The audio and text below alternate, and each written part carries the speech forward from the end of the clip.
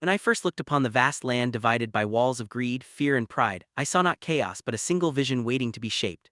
The people lived under separate banners, spoke in different tongues, and followed their own rulers. To most, this division was the way of life, but to me it was a fracture in the soul of a great nation. I could not rest knowing that we were broken when we could be whole. My dream was not for one lifetime, it was for eternity.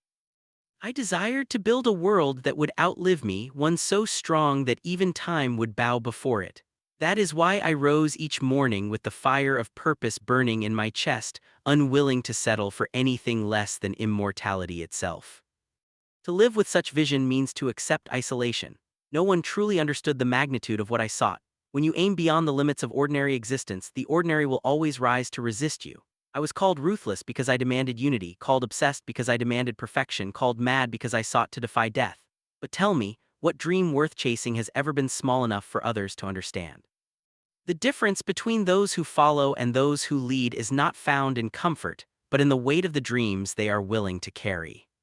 Each stone placed upon the Great Wall was more than defense, it was a declaration of human will. Each reform I made was not just about control, it was about forging a civilization that could endure the test of ages. To wake up each day with such a dream is to wake up with fire in the veins. It is to hear the voice of destiny whispering that there is more to life than survival. There is creation, there is legacy, there is eternity. The dream that defied death was never about living forever, it was about ensuring that the world I built would never die. The vision of one who refuses to sleep through life becomes the foundation upon which history stands. That is what it means to wake up like the 1%. Power without order is chaos, and dreams without structure are illusions. When I sought to unite the kingdoms under one rule, I understood that unity demanded more than conquest, it demanded transformation. A nation cannot be bound together by swords alone. The blade can win obedience, but only discipline and structure can earn endurance. I saw how confusion weakened empires. Different weights, measures, and written words divided the minds of men. So I stripped away the differences that kept them apart and forged one standard, one language, one law. It was not cruelty, it was necessity. To create lasting peace, one must first create uniformity, for peace cannot grow on soil scattered by disorder. To awaken each day with purpose, you must see beyond personal comfort and understand that discipline is not punishment, it is liberation. When the people learn to live under one system, their efforts no longer clash, they flow together like rivers merging into a single, unstoppable current. That current becomes the heartbeat of a civilization. Many resisted such order, for men cling to their habits and call them freedom. But true freedom is not chaos, it is mastery. The man who cannot command himself cannot shape his destiny. The kingdom that cannot govern its own will never outlast a storm. Discipline begins in the smallest acts. It is in how a soldier polishes his armor before battle, how a scribe copies each character without flaw, how a ruler ensures that every law carries both fairness and precision. When the smallest parts align, the whole becomes unbreakable. This is the essence of strength, not in brute force but in harmony. Each citizen, each soldier, each scholar was a single thread in the great tapestry of the empire. Alone, fragile, together, indestructible. To build something eternal, you must demand from yourself and others a standard higher than convenience. The lazy crumble with time, the disciplined endure beyond it. Order was not my obsession, it was my offering to eternity. For when chaos ends and structure prevails, humanity takes one step closer to immortality. And so, I did not seek to control life, I sought to perfect it through order, for only through discipline does greatness become destiny.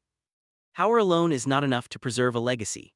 The body weakens, the empire changes hands, and the breath of life fades. I learned that to rule a vast land, one must first conquer the fear that lies deep within the fear of time itself. It is not death that men truly fear, it is the thought of becoming forgot. The rise and fall of kings before me proved that victory in battle is temporary, but the endurance of one's name requires a different kind of strength. That is why I sought to transcend mortality, not merely through medicine or alchemy, but through the creation of something that would speak for me long after my voice turned to dust. I watched the seasons change and realized that the world moves in cycles: growth, decay, renewal.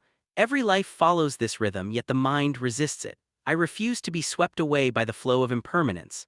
I wanted to seize time itself and command it to remember. That desire became my fire, my reason to build what no man had dared to build before. Every brick laid in the Great Wall, every stone carved in my mausoleum, was not an act of arrogance but a declaration of defiance against oblivion. To wish for eternity is not folly if one understands that eternity is not measured in years, but in impact. The monuments we leave behind, the order we establish, the strength we instill, these are the vessels that carry our spirit forward. Immortality is not found in the elixirs of alchemists but in the discipline to create something that cannot easily be undone. Each day I demanded more from myself and from those who served me, for I believed that perfection is not born, it is forged. Even now, I would tell you that the pursuit of immortality is not about fearing the end, but about making the present so powerful that it defies the end. To live forever is not to live endlessly, it is to leave behind something that time itself must bow to. And so, I sought to build not just an empire but a memory that even death could not erase. When one stands at the height of power, surrounded by walls of stone and armies of men, it is easy to believe that control over others is the greatest strength. But I came to understand that true control begins within. An empire can crumble if its ruler's mind is clouded by fear, desire, or distraction. To govern a world, one must first govern the self. The storms that rise within, the doubts, the ambitions, the endless hunger for more, are far more dangerous than any army beyond the walls. And so, I turned my discipline inward, seeking calm in the midst of chaos, clarity amid the noise of power. Each decision I made carried the weight of millions of lives. The burden of such responsibility could crush a man whose mind is unsteady. I learned that emotion, if left unchecked, blinds judgment. Rage leads to destruction, attachment leads to weakness, and hesitation leads to defeat. A ruler, like a warrior, must see without distortion. This clarity does not come from arrogance or cruelty, it comes from stillness. The still mind reflects reality as it is, not as one wishes it to be. In that stillness, truth reveals itself, and from truth, strength arises. Many around me sought pleasure, wealth, or favor to fill their emptiness. But I sought balance, the point between desire and discipline, between action and reflection. Power without wisdom burns itself out. Wisdom without resolve turns to indecision. Balance is what sustains greatness. It is not found in luxury or leisure but in purpose. Every day I reminded myself that I was not merely living for the moment, but shaping the path for centuries to come. This understanding became my final lesson, that legacy is not built through conquest alone but through harmony, between body and mind, between rule and reason, between ambition and restraint. To master that balance is to achieve the peace that even eternity cannot disturb. For in the end, true immortality belongs not to those who conquer the world but to those who conquer themselves.